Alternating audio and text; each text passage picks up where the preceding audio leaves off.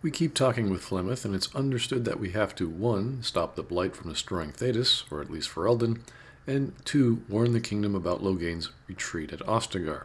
It's assumed for some reason the vision we had of a dragon is a real thing, and it's coming to kill us all. Not sure how a dragon called the Archdemon relates to people seeking power of heaven and being cast out, but apparently that's what's coming to us. Dragons by themselves are somewhat common and always something to be feared. This one just happens to somehow control a bunch of ground-digging armies that eat people through telepathy or something. This doesn't have anything to do with our brother Fergus or telling him about the betrayal of Tim Curry to House Kuzland, but that's sort of pushed to the side. We have bigger fish to fry. But we're coming for you, Timmy. Oh, yes. It's agreed that we are to use the Grey Warden treaties which force whomever we come across to join us and help fight the Darkspawn Horde. So, yay, lucky us. This is very important as it shows this sort of government legacy or knowledge of ancient evil that kingdoms in the past of all cultures of the land had to deal with, and the societies of people are not so evolved or very different, and that stories of destruction and death have not been forgotten, that this is a real thing. This gives the main character authority without having any power, and allows the game to tell a coming-of-age and militaristic story where we can gain that power, and that power is thus explained. At this point, it's fairly superstitious, but it seems Ferelden has been forged through a variety of conflicts, that magic is real, and this is a big, bad, magical bad thing. Tie this into religion, the Androstianism, and every new citizen of the land is taught about the evils of people being prideful and seeking the power of heaven, whatever that is exactly, and then becoming Darkspawn. I'm sure there's going to be a give and take for new people to join up for the Holy War. Alistair recommends we get going to Arl Emons and Redcliffe to help fulfill both plots. Then Flemeth says something about giving her daughter to us to help us out. Alone, these two must unite Ferelden against the Darkspawn. They need you, Morrigan. Without you, they will surely fail, and all will perish under the Blight. Even I. Flemeth could just be saying this to coax her daughter into going with us, but if we take it for what she's saying, then Morrigan is now essential to our success in achieving our plot. We don't know how, but the magical lady who resolves conflict by providing us with tools to unite the kingdoms, as well as turning into a bird to pick us up from danger, and then provide medical help to save our lives, as well as an official, mysterious old authority figure, she kind of knows what's going on here. And if she thinks she's going to die by the Blight as well, then that means Morrigan is incredibly important. Morrigan then recommends the closest stop is a town called Lothering, so off we go. This is all rather cute because our dog keeps making all these noises during this entire conversation. Oh, Dragon Age and their dogs, whom we happen to name our dog, Dog. The real question is how we are going to get your friend past the Darkspawn, is it not? That's true. We can sense the Darkspawn. Conversely, they can sense us. Well, that's not great. This is like a Highlander thing, right? I should have figured that out, realizing one of the Grey Wardens is named Duncan and has a ponytail, which would have certainly added some flavor to this world, but hey, we've got enough tropes to play with already. I have also studied history and your Grey Warden treaties. Can you cook? I can cook, yes. She just prepared dinner, Alistair, in case you weren't listening to the previous conversation. We don't know how well she can cook, but that's basically implied. So off to Lothering we go. And cutscene. But what of the army lost at Ostagar? Your withdrawal was most fortuitous. Everything I have done has been to secure Ferelden's independence. I have not shirked my duty to the throne, and neither will any of you! The Bannorn will not bow to you simply because you demand it. Understand this.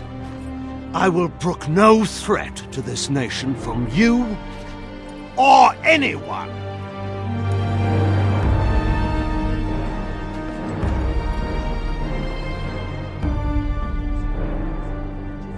Bantegan, please! Your Majesty, your father risks civil war.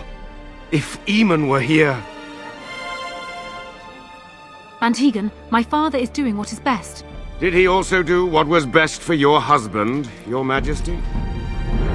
Well, I guess that part of the plot is finished. Everyone knows about Loghain and what he did, and he's now the Queen's regent and being the big bully of the kingdom, getting everyone riled up to fight the Blight. As a regent or a king, when there's a war, that's kind of what you do. This isn't inherently a bad thing, because we need an army to fight the Darkspawn, and since we don't know much about what being a Grey Warden is, or why we're so important, this is normal and logical. This is the making of an essential antagonist, because they want the same thing we do, but they're going about it just a different way. He is an opportunist under the guise of unity and strength. He's in a position of power, he has history, and he's actively against us in a militaristic way. This is how you birth an antagonist. This is totally fine. So now that the plot is resolved, at least this one, or at least brought up, the antagonist needs to now antagonize us, which we find out soon enough. This is called good writing. We then come across some highwaymen. Yes, I'm a criminal. I admit it. I apologize. And we learn from him that the Grey Wardens were accused of killing the king, and there's a bounty on Grey Wardens' heads. With 2 cutscenes, Loghain has established himself as an effective, worthy antagonist, not a good or great one. This involves attacking our weaknesses only an antagonist can and should, but nonetheless, this is an effective use. We then have another discussion about our next steps. We can bring up the topic of our brother from the wilds, but Morgan suggests that's not a really good idea, as he's either dead or has retreated. Our options are the Arl of Redcliffe, the Dalish Elves, the Dwarves in Orzammar, and the Circle of Magi. This is also where we see the reluctance of Alistair to be a leader. He's uncertain where to go next, which leaves the choices in our hands. This is sufficient for his character, and gives the player a sense of agency. This is all neatly and simply done. Now at this point, the events of Lothering are optional, which makes Lothering a great RPG staple because it has so many elements that add to the plot and aren't just side quests. That one conversation was the plot point on this weird platform before entering the city.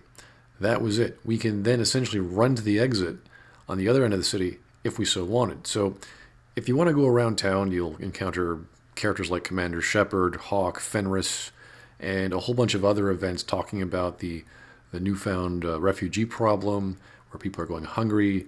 There's the Chantry billboard, people just trying to take advantage of the situations. So by entering, let's say, the busy tavern, we encounter Loghain's men who are looking for us. Again, this showcases that Loghain is an effective antagonist. We also encounter a Chantry sister, Leliana, who doesn't want anyone to get hurt, which naturally means there's going to be a tavern brawl. We win, and suddenly Leliana wants to come with us, and that's because the Maker told her to, and we can actually go along with her delusions. Then you believe me? I knew the Maker had sent a true dream. A vision that by serving you, I serve his holy plan. Perhaps your skull was cracked worse than Mother thought. Morgan has a series of these quips, and this is what makes her a great character, aside from this quip being naturally entertaining. She's referred to as an ally enemy because she's attacking us for being a hero, and she disagrees with those methods of being nice, courteous, and self-sacrificing. She's constantly sarcastic about anything she dislikes, including our heroic actions, despite being part of the party and sharing our plot, at least as what Flemeth has stated. So we don't know exactly how important she is or why. Nonetheless, because she's an ally, she goes along with our choices for the most part. We can also pick up some Qunari dude named Sten, but he's not really plot relevant, so there's nothing to talk about with him. There's all kinds of quests, skirmishes, and events, but this one I find entertaining. We done heard what was said. You're a warden. I don't know if you killed King Cailan, and Maker forgive me, I don't care.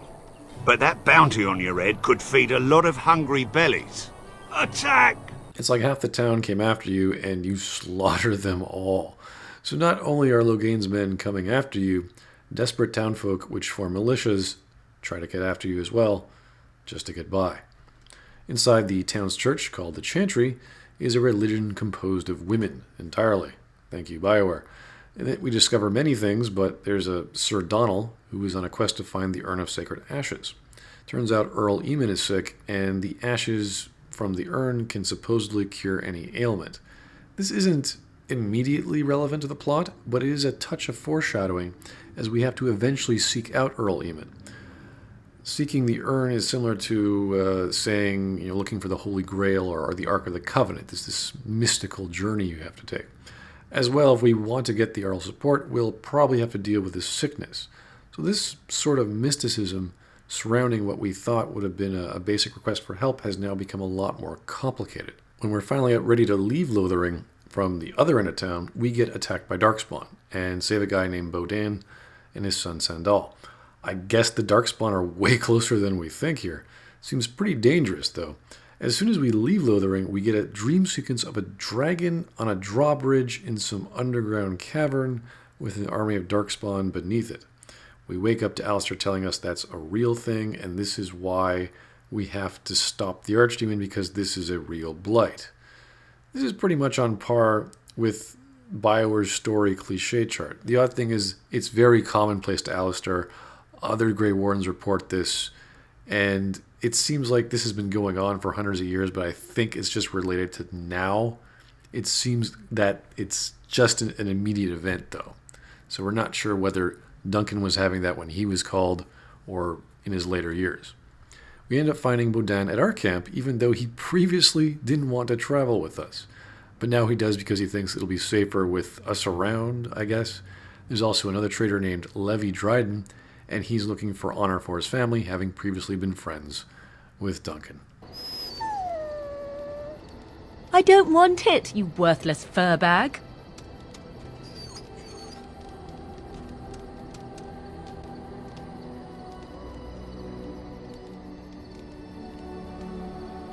Oh, he's just trying to be manipulative, I can tell. I do it too.